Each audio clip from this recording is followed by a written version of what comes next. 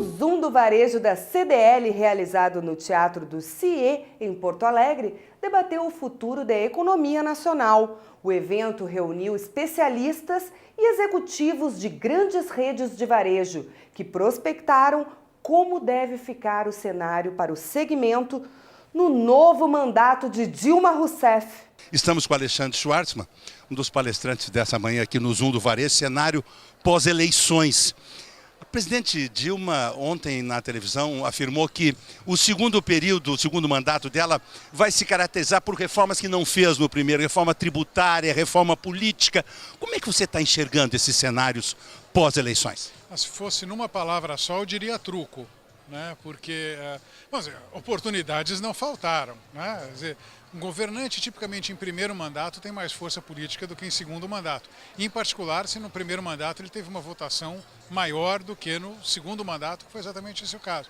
A gente tem um Congresso mais fragmentado, a gente tem uma base mais diluída do que a gente enfrentou. Quer dizer, eu seriamente duvido da vontade política de fazer uma reforma tributária no país. Quanto à reforma política, eu não duvido da vontade.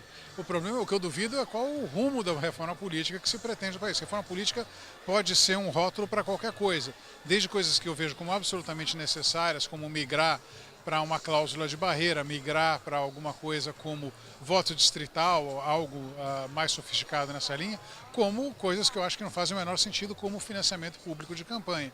Então, precisa ver que proposta de reforma que se tem. Enfim, e a grande verdade é a seguinte: a presidente declarou isso e no mesmo dia a liderança do PMDB já mandou um senta que o leão é manso, porque reforma política sem o PMDB não passa. Alexandre Schwartzman, vamos falar na tua área especificamente economia. Nós temos o preço dos combustíveis represado, temos a perspectiva de tarifaço de energia elétrica para os próximos 2 anos, 120% de aumento, foram investimentos não feitos na distribuição, geração e distribuição de energia. Isso aí pode causar uma recessão profunda e jogar para as nuvens a inflação, não é verdade? A gente tem um cenário complicado, quer dizer, a gente já está crescendo pouco. E a gente tem, vamos dizer, tem contas a pagar dessa eleição. Como você mencionou, quer dizer, o governo vem adiando o reajuste de tarifas de energia, por motivos óbvios. Vem adiando o reajuste da gasolina por motivos também óbvios. Agora, não dá para empurrar isso muito mais tempo com a barriga. Significa que em algum momento você vai ter que subir esses preços são importantes, são visíveis, isso é um choque de inflação no país como um todo. E vai ter que lidar com isso. E não tem muito jeito, quer dizer, como é que você lida com um choque inflacionário dessa magnitude? Vai ter que subir taxa de juros ou, de alguma forma, conter gasto público, aumentar imposto, ou alguma combinação dessa. Nenhuma dessas coisas é positiva para o nível de atividade econômica. Então, se compara isso, você basicamente esticou o elástico quanto pôde, né, e está esticando cada vez mais. A hora que soltar, obviamente, a estilingada vai doer. Nós estamos vivendo um momento de, tecnicamente, uma recessão técnica. Vamos sair disso ou isso vai complicar? Olha, eu acho que até tem a possibilidade de que o crescimento do PIB no terceiro trimestre seja levemente positivo. Então, se a gente for falar, definir recessão como 2 trimestres em queda, aí não seria, porque teria um trimestre de queda, um de expansão, então, tecnicamente, não é recessão. Mas isso não é o ponto. Quer dizer, o fato é, primeiro, o país vai crescer 0,3%. Quer dizer, não dá para ficar feliz com isso, mesmo que você não queira chamar de recessão. Mas mais importante do que o fato do país vai crescer 0,3% esse ano, é o fato que nos últimos 4 anos ele mal cresceu 1,5%. Isso é muito mais preocupante do que crescer mal num ano. Crescer pouco num ano acontece. Crescer muito pouco ao longo de vários anos é uma coisa que preocupa, porque sugere que a nossa capacidade de crescimento é baixa e que, portanto, as perspectivas de melhora de bem-estar também não são as mais positivas possíveis.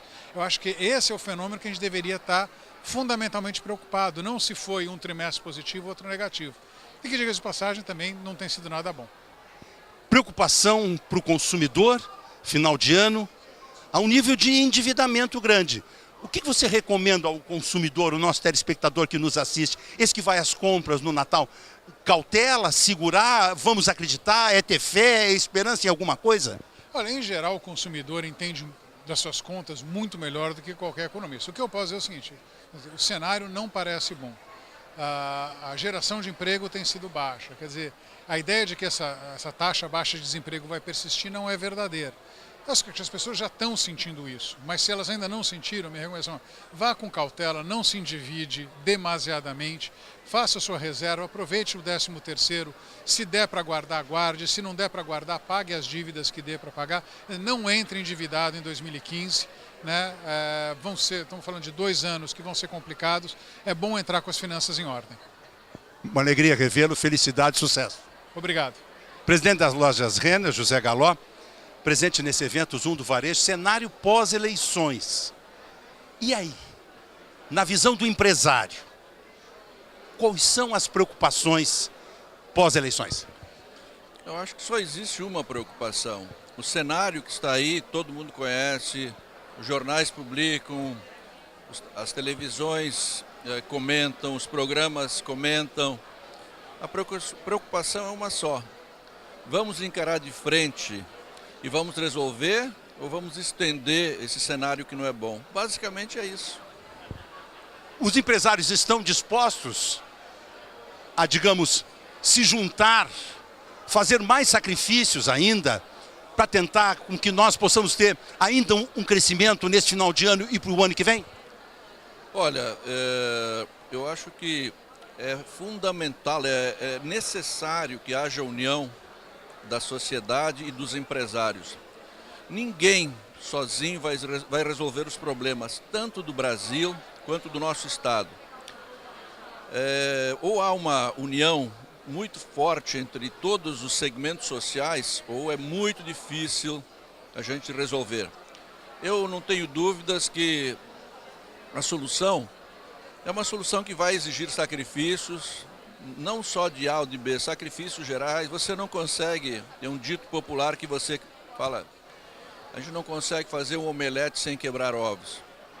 Eu acho que nós temos praticamente todas as variáveis econômicas num processo de deterioração razoável, e o esforço para se reverter isto, ele será muito forte, que deverá exigir a união de todos.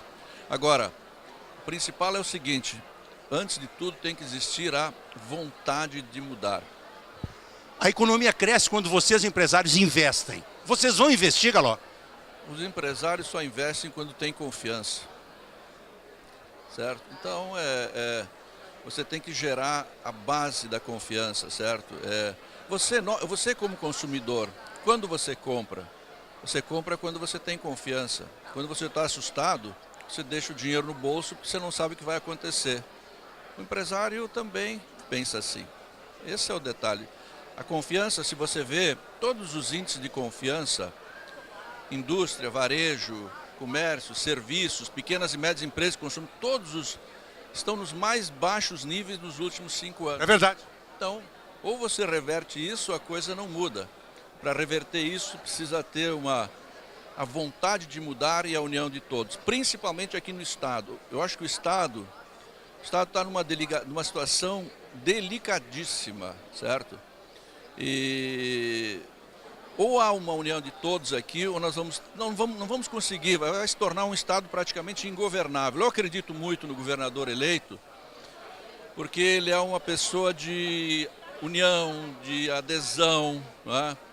E só vamos sair dessa com esse espírito. E tem vontade de fazer, certo? O negócio realmente é bastante delicado, mas volto a dizer para você, a primeira coisa que tem que acontecer é todos se conscientizarem que a situação é delicada. Não adianta vir contar aqui continhos de fada, que aí você não resolve, certo? Então, a primeira coisa para você resolver um problema é você se conscientizar do problema, e o problema é grande.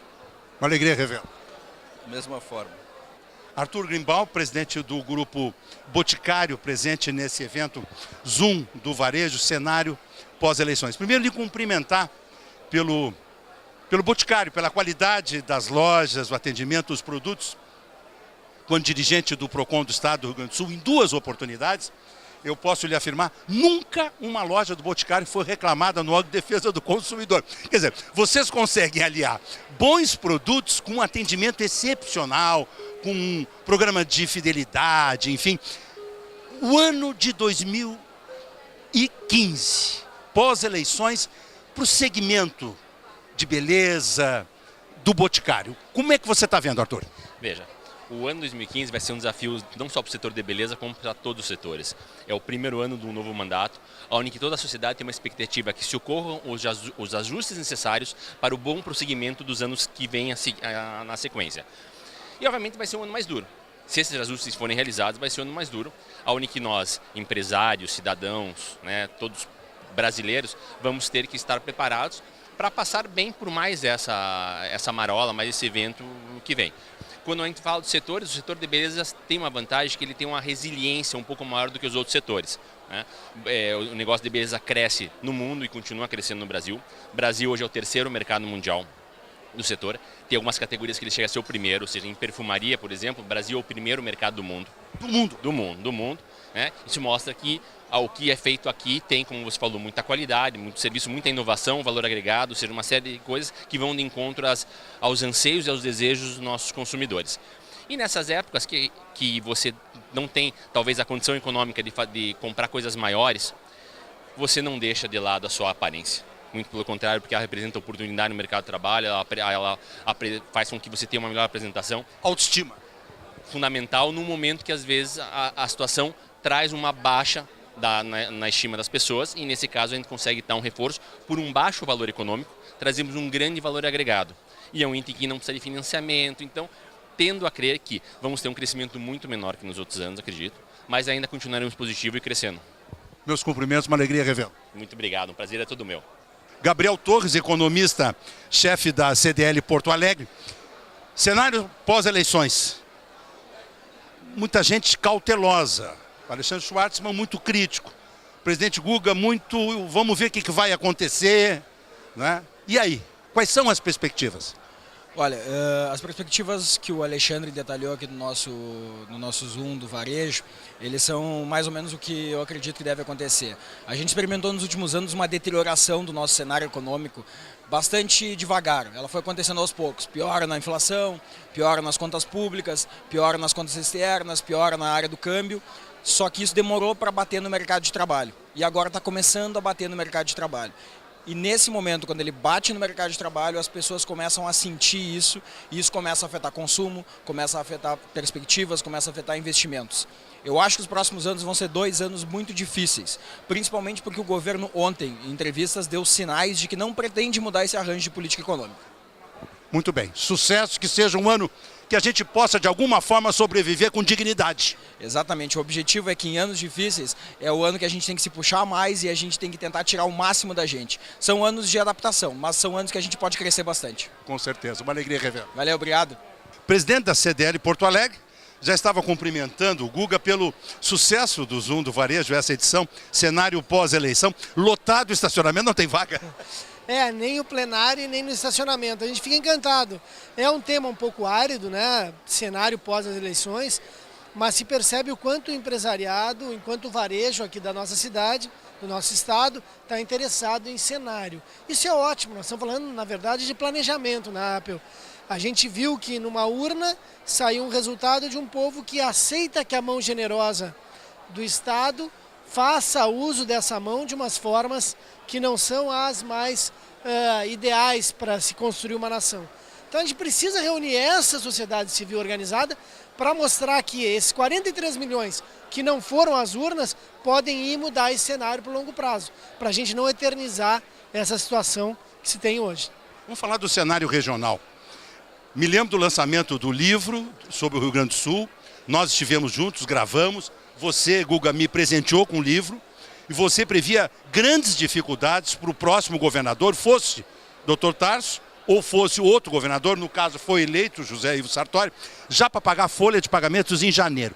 Como é que você está percebendo o cenário do Rio Grande do Sul? Eu achei o governador eleito um pouco abatido aí no dia de ontem.